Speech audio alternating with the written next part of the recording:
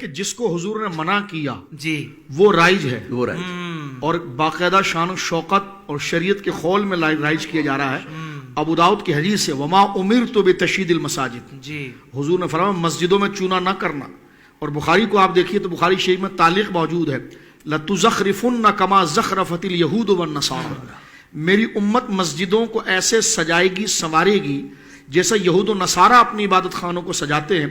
اب آپ دیکھیے یہ بات آگے انور شاہ کاشمیری صاحب تک پہنچی ہے تو وہ ڈگمگا کر انہوں نے یہی بات کی ہے کہ الضروریات تبیح المعذورات، کہ یقیناً حالات بدلنے کے ساتھ جو ہے ممنوع چیز بھی جو ہے وہ جائز ہو جاتی ہے، ممنوع چیز بھی جو ہے الضروریات تبیح المعذورات، تو وہ جو محظور چیز ہے جو ممنوع چیز ہے وہ بھی حالات کے اعتبار سے صحیح ہو جاتی ہے۔ تو حضور نے جس چیز کو نام لے کر منع کیا ہے وہ آپ رائج کر رہے ہیں، اور حضور نے جس کے لیے پورا خطبہ پڑھا ہے اس کو آپ منع کر رہے ہیں، تو یہ ایک کیسی چیز؟ تو اس پر ایک بڑا سادہ سا جواب دیتے ہیں نہیں جناب، یہ احداث للدین ہے، یہ احداث فی الدین نہیں ہے، یہ دین میں ایجاد نہیں ہے، یہ دین کے لیے ایجاد ہے۔ تو ہم بھی کہتے ہیں یہ محفلیں چراغا جھنڈے یہ دین میں ایجاد نہیں ہے، یہ دین کے اس کانسیپٹ کو پھیلانے کا ایک طریقہ ہے۔ اب تو ایک اور ڈرامہ یہ شروع ہوا کہ جناب نفس میلاد کے ہم قائل ہیں،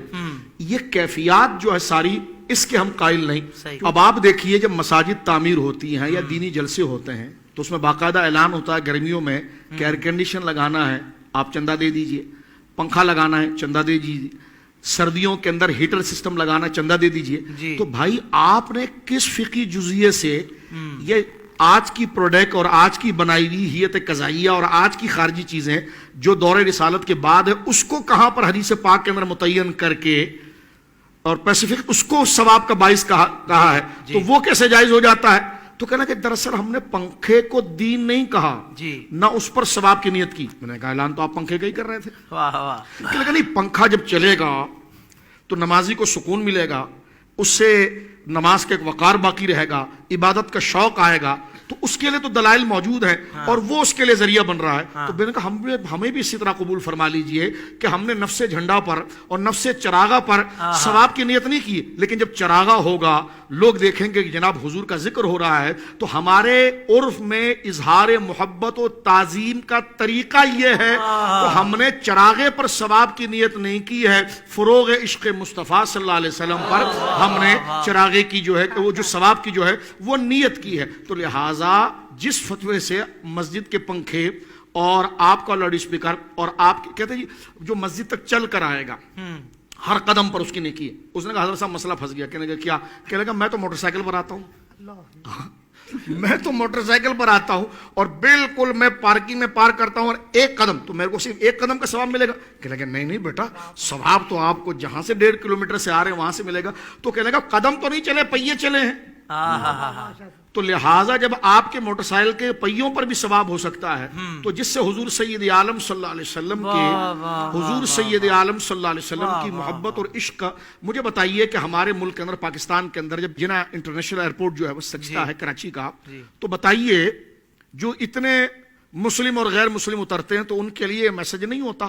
غیر مسلم آج نے دیکھا کہ جناب یہ آج پورا شہر کراچی سجا ہوا ہے تو وہ بالکل گم سم اور سن رہے گا، یہ کسی سے پوچھے گا آج یہ خوشی کیسی، یا یہ بولے گا یہ ماتم کیسا ہے؟ تو چراغوں کو دیکھ کر ماتم کہے گا یا خوشی کہے گا؟ تو اس کو کہا جائے گا جی آج ہمارے نبی کا برتھ ڈے ہے، حضور کی تعظیم ہے، تو اس سے اس کے دل میں اسلام کی محبت نکلے گی یا آئے گی؟ تو لہٰذا جس طرح آپ حضرات نے اس بات کو لکھا کہ مسجدوں کو پختہ بنانے سے حضور نے منع کیا اور حضرت نے بیان کیا کہ اگر آج تو مسجد اگر کچی ہوں تو اس کے 2 نقصانات ہیں۔ ایک نقصان یہ ہے کہ آج ہم اپنی فکر میں اتنے کمزور ہیں کہ عمارت کو دیکھ کر شخصیت کی عزت کو جانتے ہیں، تو ایسے ہی لوگ نماز نہیں پڑھ رہے معاذ اللہ، اب وہ ہم کو سمجھاتے ہیں ایسے ہی لوگ شاہ صاحب نماز نہیں پڑھ رہے، اب مٹی کی مسجد اگر بنائیں گے تو لوگ نماز پڑھیں گے، تو کہا مسجد اتنا خوبصورت بناؤ کہ اندر کوئی آئے تو جا نہ سکے۔ تو میں نے کہا حضور کا ذکر پھر اتنے اہتمام سے کرو کہ جو سنے تو پھر عشق لیے بغیر جا نہ سکے۔ لہٰذا جتنی باتیں آگے چلیں گی پھر کہتے نہیں ہمارے جلسے وغیرہ تو ہے نا یہ دین نہیں ہے، تو کیا میں نے کہا بے دینی ہے؟ کلمہ پڑھنے کے بعد ہر چیز دین بن جاتی ہے، 3 دن کا چلہ، 3 دن کی تعین، اس دن کی خصوصیت، جس طرح مفتی صاحب قلوہ نے فرمایا سیرت تو بیان کی جاتی تھی، سیرت کا جلسہ نہیں تھا، کہتے ہیں نہیں یہ دین نہیں ہے. تو میں نے کہا پھر یہ کیا ہے؟ آگے خود بتائیے، فلنگ دا بلینکس. اگر یہ دین نہیں ہے تو پھر یہ کیا ہے؟ اگر ہم کچھ کہیں گے تو ناراضگی ہوگی. کہتے نہیں یہ دین نہیں ہے، جو پیغام جا رہا ہے وہ دین ہے. تو ہم بھی وہی کہہ رہے ہیں، چراغا دین نہیں ہے، عظمت مصطفیٰ دین ہے، عشق مصطفیٰ دین ہے، جس کے فروغ کا وہ ذریعہ بنا. علامہ شامی کے ماموں سے جب پوچھا گیا تھا یہ مینارے بنے ہیں تو جناب یہ کیا بدعت ہے؟ فرمایا سنت ہے.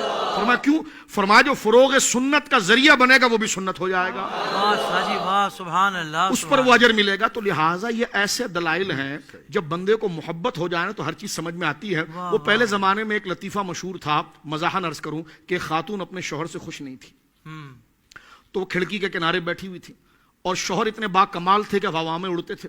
تو جب شوہر آئے تو انہوں نے کہا میاں تمہیں پتا ہے تم ایسے ہی گھوم رہے پھر رہے ہو؟ میں نے اللہ کے ایک ولی کو دیکھا ہے کہ وہ ہوا میں اڑ رہا تھا، بڑا نیک تھا. تو کہا نیک تھا؟ کہاں اس لیے تو ہوا میں اڑ رہا تھا. کہا وہ میں تھا. کہا اچھا تم تھے اس لیے ٹیڑے ٹیڑے جا رہے تھے. یعنی جب بغض لگتا ہے تو حدیث سامنے، مسئلہ سمجھ. تو مسئلہ نہ یہ مناظرے کا ہے نہ مسئلہ یہ کسی کا ہے، یہ بغض کا ہے. اب آپ دیکھیں نا، اکبر نے کہا تھا بربل کو دنیا کا سب سے خوبصورت بچہ لے آؤ. وہ ڈھونڈتا رہا، 4 مہینے گزر گئے. اس نے کہا کیا کرتے ہو؟ تو ایک بندہ بچہ لے آیا، اس کی ناک بہ رہی تھی، کپڑے بھی میلے تھے. تو اکبر نے کہا یہ ہمارے دربار کی مخالفت ہے، یہ تم کیا لے کر آ گئے؟ تو کہا یہ دنیا کا سب سے حسین بچہ ہے. کہنے لگے کیسے؟ کہا یہ میرا بچہ ہے. تو دیکھیں جب محبت ہوتی ہے تو ساری چیزیں سمجھ میں آ جاتی ہے، اور جب بغض لگ جاتا ہے تو اڑنے والی کرامت میں بھی اس لیے ٹیڑھا ٹیڑھا اڑ رہے تھے. تو کہنے کا مقصد ہے کہ یہ بات تحقیق کا نہیں ہے، یہ بغض کا ہے، اور بغض پھر اس ذات کے ساتھ کرنا، الیاذ باللہ الیاذ باللہ. تو ہمیں چاہیے کہ یہ مسئلہ جو بیان کیا جا رہا ہے یہ تنقید اور تنقیص کے لیے نہیں ہے، یہ تفہیم کے لیے ہے. اور جناب سید عالم صلی اللہ علیہ وسلم کی عظمت و شان کے آگے رکاوٹ نہیں لگانی چاہیے. وہ تہ تیغ بھی نعت پڑھی جائے گی، برسر ممبر بھی نعت پڑھی جائے گی، جنازہ جب اٹھے گا تب بھی نعت ہوگی، قبر میں بھی مصطفیٰ کریم کی نعت ہوگی.